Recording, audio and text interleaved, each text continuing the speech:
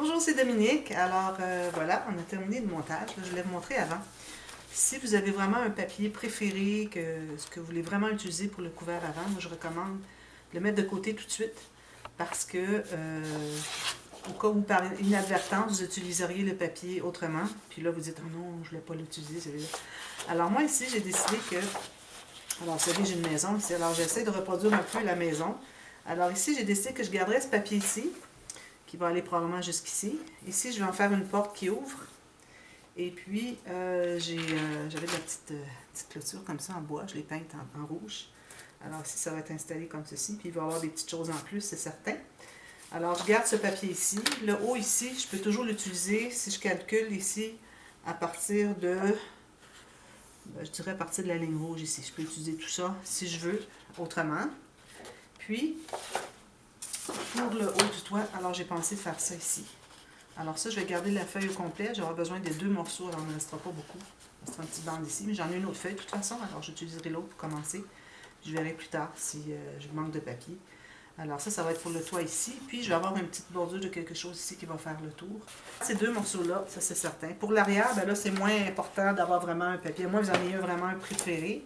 Mais l'arrière, habituellement, on peut mettre deux, même un grand papier puis quelques petites incrustations si jamais on n'a pas suffisamment grand. Alors ça peut se faire. Alors je mets ça de côté. Voilà, je vous recommande de faire ça tout de suite. Ensuite, alors là, pour ce qui est des interactions, alors on va commencer par le côté à gauche. Alors moi, j'avais une interaction que je voulais faire absolument, mais je dois vérifier parce que j'ai l'impression que l'interaction, quand je l'ouvre, il faut que ça soit vraiment à plat, que ça s'ouvre au complet. Alors, ce que je vais faire, parce que je ne suis pas certaine ici à savoir comment tout ça va s'ouvrir, à moins d'ouvrir de ce côté ici, parce que je n'ai que deux rabats. Peut-être que de cette façon, ça va être plus plat. Alors, je pourrais ouvrir ici. Je vais penser de ne pas faire exactement la largeur. Alors, si mon rabat, là, avec le pop-up. Alors, si je m'arrête environ ici à 15 cm, alors peut-être que ça va pouvoir se coucher plus. Mais bon. Alors, ce que je vais faire, c'est que je vais faire un autre pop-up ici, puis je vais voir comment ça se comporte avec toutes les pages faites. Parce que là, je ne peux pas savoir tant que je n'ai pas fait les autres pages. Mais je commence par le fond. Je recommande fortement de recommencer par le fond parce que si vous commencez par le dessus, tout est mou, c'est difficile à presser. Il faut faire attention pour ne pas plier les goussets. On ne sait pas trop où est-ce qu'on s'en va. Alors moi, chaque fois que je fais les folios pages empilées, c'est toujours, on commence par le fond. Alors, je vais faire un autre pop-up qui, lui, va fonctionner, même si ça ne s'ouvre pas au complet ici. Supposons que ça arrête comme ceci. Alors, je vais faire lui. Quand ça va être tout fait, je vais voir comment est-ce que ça se comporte. Faire l'autre, ici, au fond. Alors, voilà. Alors, ce que je vais faire ici, le pop-up, tout simplement. Alors, j'ai besoin d'avoir une page qui ouvre comme ceci. Là, il faut se rappeler une chose, c'est qu'on a 8 mm pour le pop-up du fond. Ensuite, on va avoir 6 mm par deux pages. Alors, ici et ici inclus, ici et ici inclus, ainsi de suite. Aussitôt que vous avez deux rabats qui se touchent, vous avez 6 mm entre les deux. Alors, c'est pas énorme, ça donne une moyenne de 3 mm chacun, mais comme je fais souvent, comme j'ai fait aussi dernièrement, le dernier folio que j'ai fait, c'était le folio traditionnel de Noël.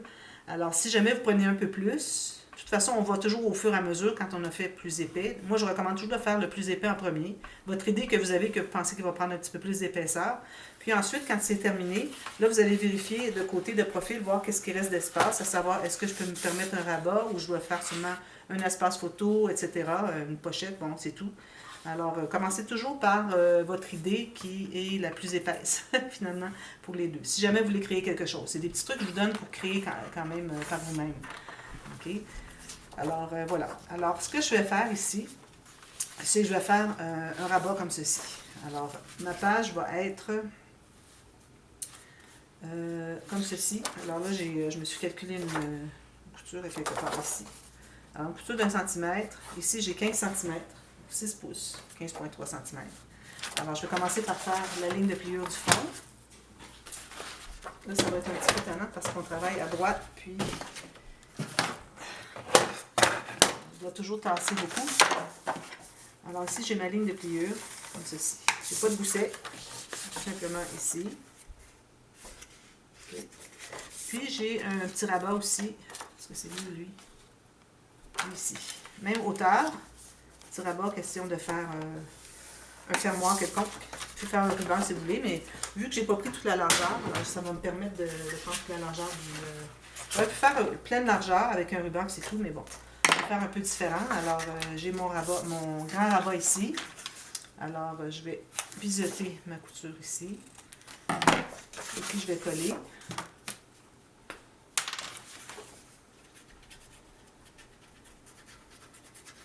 Alors là, à chaque fois que vous collez, il faut toujours... Actuellement, moi, au fond, je fais une doublure de page, mais là, à cause qu'on va avoir le montage en cartonnette ici, on n'a pas accès. Alors, je ne la fais pas. OK? Alors, c'est collé directement ici. Alors, tout juste, même que je pourrais me mettre un petit peu... Je vais enlever la colle. Je vais laisser environ 6 mm. Et puis, je mettrai une incrustation. Ça va me permettre de m'éloigner un peu du pli pour que ça s'ouvre plus grand. OK? Alors, j'ai gardé 6 mm ici, entre le pli du gousset suivant, ici. OK? Et ma page, où est-ce que, mon petit rabat, où est-ce que je l'ai installé. Je m'assure d'être bien droite en bas. OK? Et puis, ici, bien droit. Quand vous ouvrez, à chaque fois d'ailleurs, je n'ai pas pensé de le dire, mais à chaque fois que vous allez poser un rabat comme ceci, vous allez vérifier s'il était droit avec l'autre. Alors, vous allez vérifier aussi, quand vous le tournez, à savoir s'il est droit avec le prochain. Mais c'est sûr qu'il y a des goussets, alors ça pourra toujours jouer si jamais on a un petit problème, que ce n'est pas tout à fait droit. Quand vous allez avoir plié le gousset, ça ne paraîtra plus. Alors, ne faites pas de travail exagéré pour tenter de le mettre droit quand vous l'ouvrez, parce que s'il y a une toute petite différence, vous allez voir que le gousset, ça va pouvoir bouger. Alors ici, j'ai fait... Ici. Alors, j'ai fait le petit rabat. Alors, pourvu que ça se croise, ici, je vais faire la même chose avec l'incrustation quelconque ici. Alors, je voudrais le croiser au moins 2 cm. Alors, je mets ma colle ici.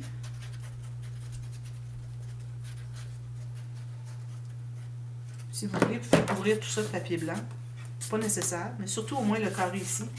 Ça fait que quand vous arrivez avec vos papiers de design, c'est plus facile à couvrir le noir. Surtout si vous avez une cartonnette de couleur contrastante. Alors ici, bien droit, comme ceci. Puis, je vais l'ouvrir, voir si c'est bien droit avec lui. Oui, parfait. Surtout qu'on a un rabat, si on peut vérifier après ouverture, voir si c'est droit, on le fait.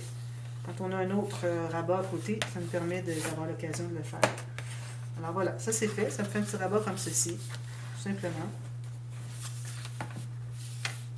Trop joli. Alors je vais arrondir les coins. Je vais mettre peut-être une attache quelconque. Puis je vais faire probablement autre chose parce qu'ici, là, c'est certain que ça va être gonflé. Hein, parce qu'on a des choses à l'intérieur, là, ça va être gonflé. Alors il faut prendre ça en considération. On va attendre de voir qu'est-ce que ça prend comme épaisseur avec le papier matage. Mais là, le papier matage, on ne le mettra pas tant qu'on n'aura pas décidé si on peut ajouter quelque chose. Peut-être un rabat supplémentaire, peut-être un rabat comme ceci. Ça pourrait être intéressant. Un rabat ici avec une attache. Alors, on verra ça parce qu'on a quand même 8 mm ici. Mais il faut quand même penser qu'on a l'interaction d'ici aussi sur ce rabat, le premier, le rabat numéro 5. Alors, ce qu'on va faire ici doit s'inclure aussi dans le 8 mm. Alors, il faut faire attention. Vous voyez ici, toujours vérifier avec votre gousset. Alors, pour le moment, j'ai ça. Je vais avoir, probablement, ça va être gonflé au centre à cause du pop-up. Alors, ce qui restera ici, on verra si on peut ajouter quelque chose, mais il faut penser qu'on a quelque chose à faire ici. Il faut faire attention avec ça quand on a c'est comme une tranche chaque côté, finalement. Okay? Le gousset chaque côté, on est fermé à l'intérieur. Alors, il faut faire vraiment attention de ne pas déborder. C'est pas comme quand on a juste des pages qui s'ouvrent.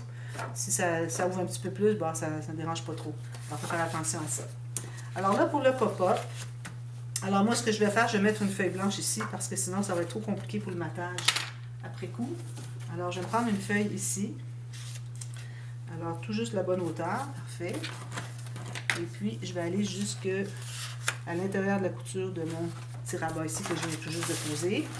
Je fais ça.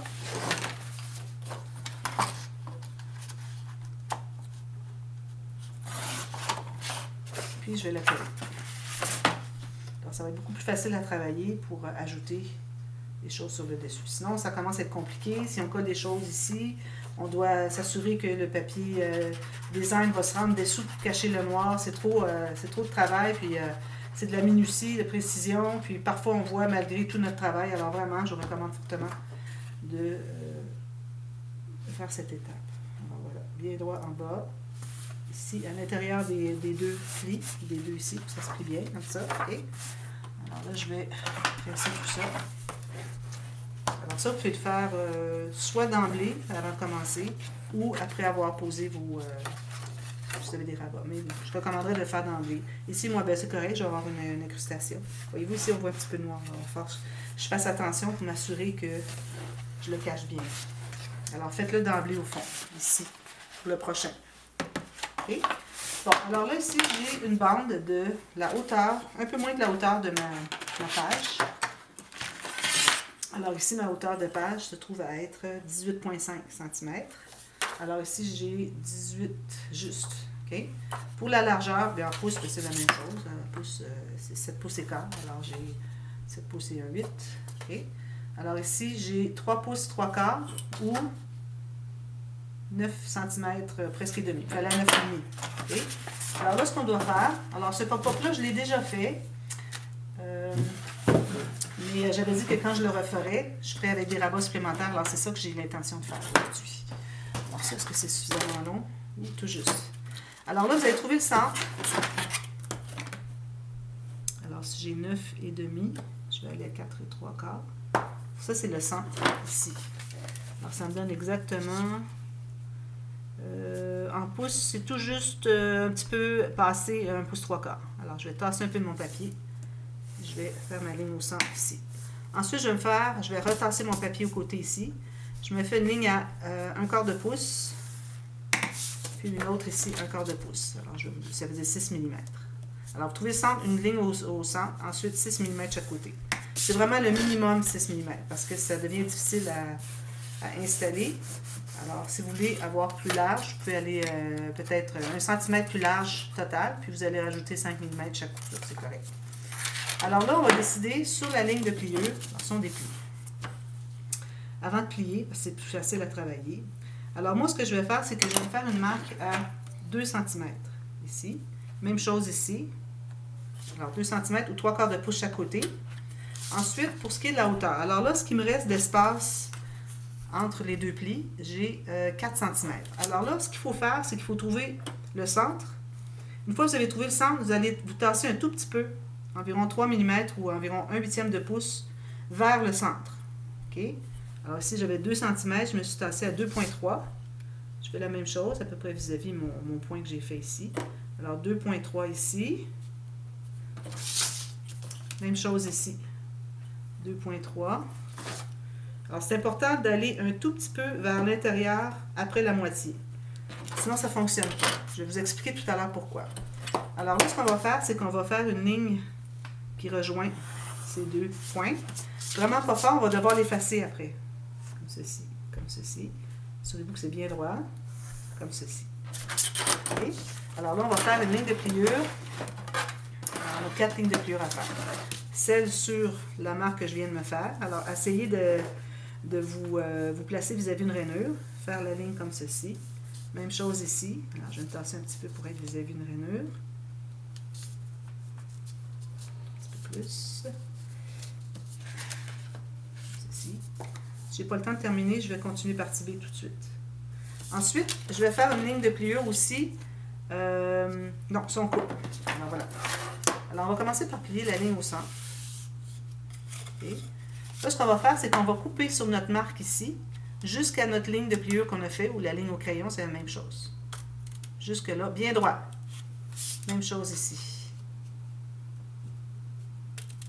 Ça. Voyez? Ensuite, on va pouvoir effacer nos lignes, nos marques et tout.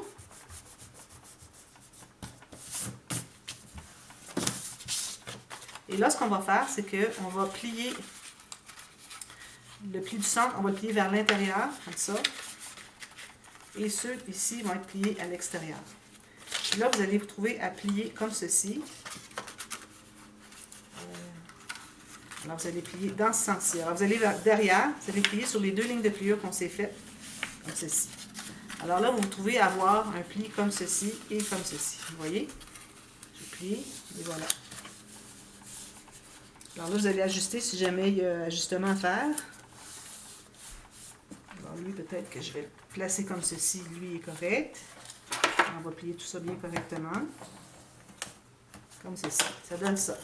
Alors, la raison pour laquelle c'est important d'avoir moins que la moitié de l'espace entre les deux plis, entre le centre et le pli de la bande de collage, c'est que si vous avez la moitié ou plus, quand vous allez l'installer ici, on va plier comme ceci, le fond ici va toucher le fond de la page. Alors, ça fait que ça s'expand moins. Puis, ça peut empêcher la page de s'ouvrir. Alors, c'est toujours important d'avoir un petit peu moins que la moitié du côté du centre. OK? Alors là, une chose que je vous recommande, c'est de mater ici. Si vous avez du papier, moi j'ai du 176 grammes à peu près, peut-être 190. Je vous recommande de doubler ici. Si vous avez du 250 et plus, c'est pas nécessaire. OK? Parce que sinon, ce que ça fait, c'est qu'avec le poids de la carte, ça va faire rond ici. Ça va vouloir faire rond comme ça.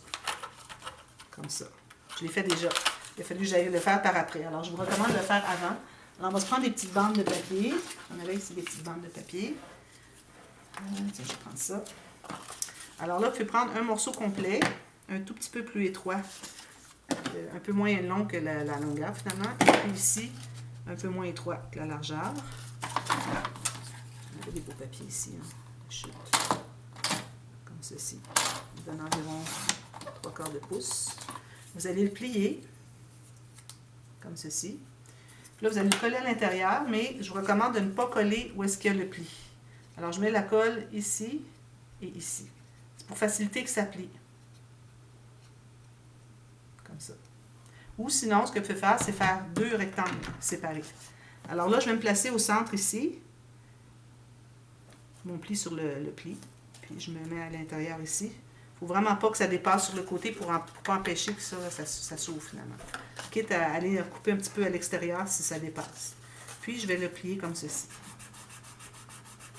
Alors là, vous avez renforcé. En n'ayant pas plié ici, ça lui donne toute la force, toute la marge de manœuvre, vous voyez, pour pouvoir s'ouvrir comme il veut.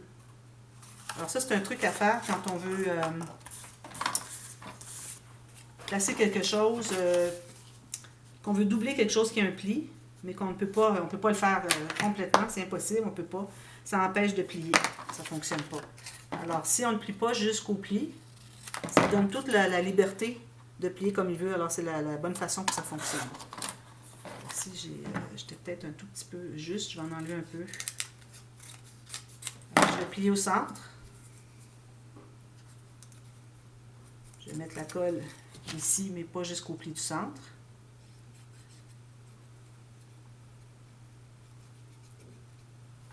Puis, je vais le placer ici. Encore là, pas trop vers le centre, parce qu'on doit vraiment libérer le pli de cette portion ici. Okay? Alors là, bien sur le pli comme ceci, et je colle. Alors, vous voyez, ici, s'il y a besoin, il est libre. C'est ça le but. C'est un truc que j'ai découvert dernièrement. Alors voilà, alors ça, on a maintenant notre mécanisme. Alors là, on ouvre nos 2 rabats. Okay? Là, on va se trouver à s'installer ici. Alors là, vous allez regarder, en pliant les 2 coutures, les 2 rabats de collage, les bandes de collage, vérifiez vraiment où est-ce que ça va être collé. Vous regardez pour l'angle que vous aimeriez avoir. Alors, je recommande un angle assez évasé parce que si l'angle est trop fermé, ça fait des cartes qui ouvrent juste comme ça. Premièrement, on ne voit pas bien les photos. Deuxièmement, nous, on va faire des rabats supplémentaires, donc on a besoin de l'espace pour que ça ouvre. Alors, on va l'évaser quand même assez bien. C'est une des raisons aussi pour laquelle on a fait notre portion pliée ici vers l'intérieur plus étroite que la moitié, parce que là, ça se peut qu'il s'appuie au centre. Je pense que non.